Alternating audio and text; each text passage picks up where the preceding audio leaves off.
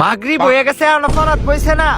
হ্যাঁ আজকে দি ফরতাছে ব্যাপার কি কেডা টুহাইতাছে রাতের বেলা। এই ভাবি তাজা কঙ্কাল কাকা কি খবর? আমনের সেরা কি হচ্ছে জানুন না? কি হচ্ছে জানুন না? আমার চাক্কার মধ্যে চাল মিললে আমার চাক্কা ভাঙ্গা গেছে, জরিফানা দিব কেডা?